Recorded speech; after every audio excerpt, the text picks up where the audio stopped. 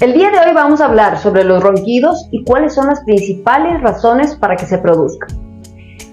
La primera razón es cuando no tenemos una adecuada respiración nasal, y esto puede ser cuando existe desvío del tabique, los cornetes están grandes o hay pólipos o alguna otra estructura que nos está obstruyendo la respiración. Otra razón es cuando las amígdalas están muy grandes y hay cuadros repetitivos de amigdalitis.